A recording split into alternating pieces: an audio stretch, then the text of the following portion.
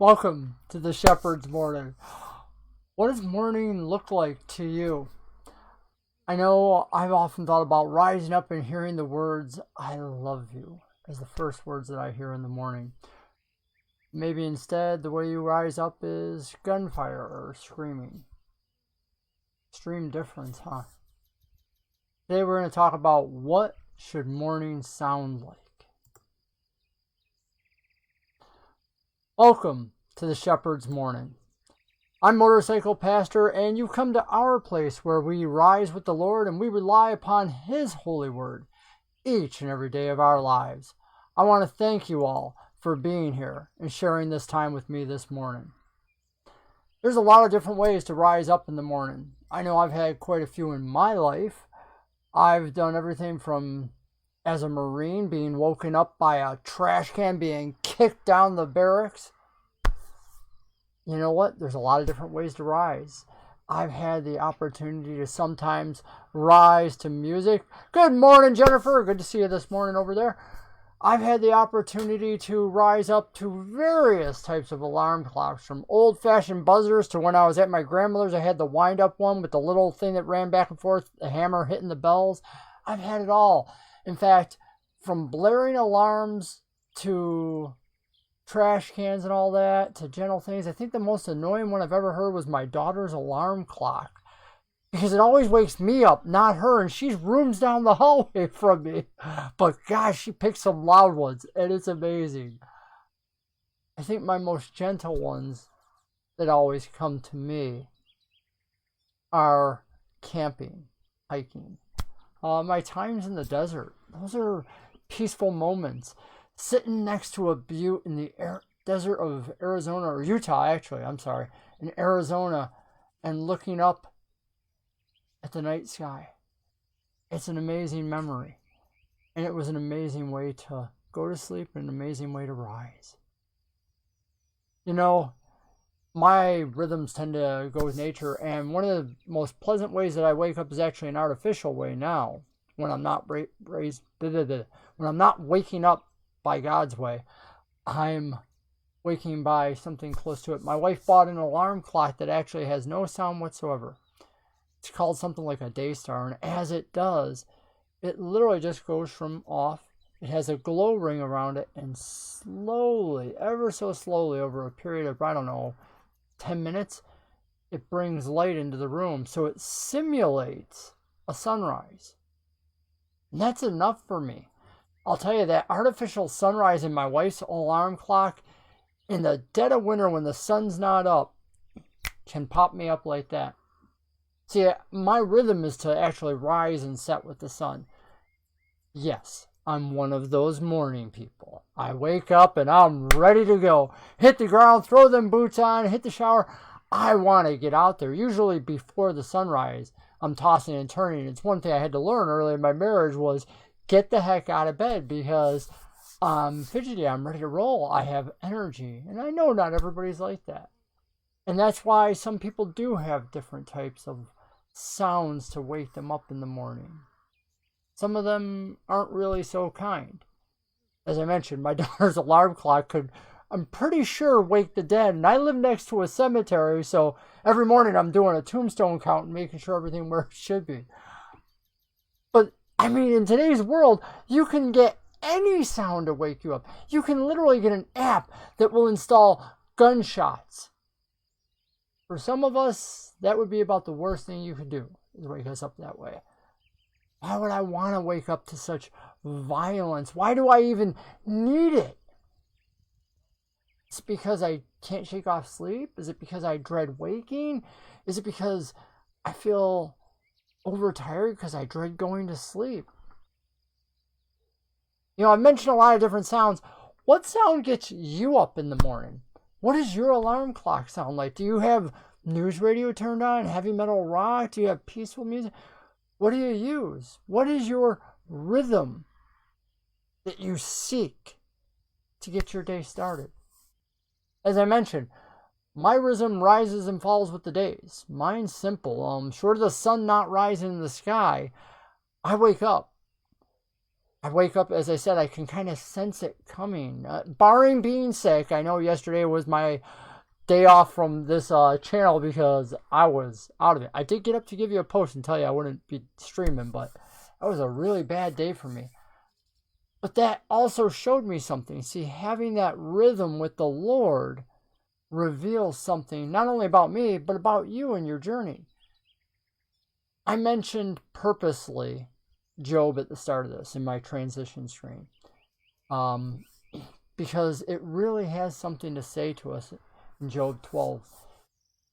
I could have used anything. I could have used Genesis. I could have used Proverbs, Psalms. They're all filled with birds and God's creation and creatures that I could use to talk to you. But in Job, it purposely has a voice that you might not expect. So you'd say, well, the book of Job, usually Bible books, we're going to figure like Mark, Luke, that we're hearing about the person speaking. So Job, many are going to think, well, pastor's going to talk about Job. And Shepherd this morning actually chose to give you somebody different. See, Job at one point talks to his friends. And usually they get a bad rap because they give Job some bad advice. Rather than hearing Job, they actually give him God. They just talk about who God is, what he is, and they kind of, it's a very law-oriented thing that they're bringing, instead of getting into the emotional moment and figuring out what's happening, because God is in the moment, but they're only going with their understanding of God. But what they're speaking isn't wrong by any means. They're speaking about God and the clear understanding of him. And what they share with him is advice on God. And that's what I'm going to share with you now as I read to you Job 12, 7-9. And even if you've never opened the Bible, I think you'll get a good kick out of this one. Because what they say is, ask the animals and they will teach you. Or the birds in the sky and they will tell you. Or speak to the earth and it will teach you. Let the fish in the sea inform you. Which of all these does not know that the hand of the Lord has done this? Now, as I said, they're actually trying to reprimand Job and tell him that it's God doing the punishment to him, which, again, we could go off on a whole other devotion on that one. But what he's saying is that God's creation reflects God's wisdom. That we can look to the creation. In fact, Romans, you can go all the way to the New Testament, and Romans, I think it's 18:20, and I'm going off the top of my head here, says that all creation will bear witness to God's truth and law. All creation bears witness. And that's really what's being echoed or previewed here all the way back in Job. That creation can help us. Creation can advise us. At no point am I saying creation is God. There's nowhere in the Bible that you will find that. But creation can echo God's truth for us and help us understand. We can live with God and gain understanding. And perhaps that's why Adam and Eve in the garden should have been content to listen to all that God had told them and then listen and work in the garden for creation. Maybe we need to have that wisdom in how we should live, for how to go to bed with God, to rise with God, and even to rest in that space in between when we're sleeping. Sleep with God. I know, funny phrase, right? But seriously, we know the prophets all the way back then heard from God often in visions. In fact, Joseph interpreted somebody, Pharaoh, who didn't believe in the God that we know is over the universe. And yet that our God gave Pharaoh visions specifically because Joseph could interpret them. So we know God does work even while we're asleep in us, not just in the world around us. What does that say about if we're going to sleep with headphones in and filling our head with the noise of the world? Are we open to that presence? Are we open to what God is doing in us? I think it could have a lot to do with how we rise, how we leave the dream.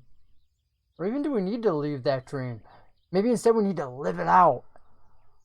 Keep going in it. I think that would entail a lot of what we're dreaming about. Is it nightmares? Well, I've had those for seasons in my life. I have a very different past. But then that season changed, and I had a deeper walk of faith with Jesus, a time when dreams became much more bold. Dreams became alive when I encountered God in my every waking moment. You know, as I think about it, thinking back to those times, that was when I needed an alarm clock, mostly. I hadn't really put that together before doing this, but yeah, I had to have an alarm clock just to get out of bed. Even though I had the joy of my wife, I had the joy of my children, I had steady income, and yet I can look at the times when I'm at peace. That time when I started off talking about the desert sounds and whatnot. Underneath that sky, the burning red rock near me, the feel of morning dew on my face because I slept out, I wasn't in a tent, resting on me as I rose, the change of temperature.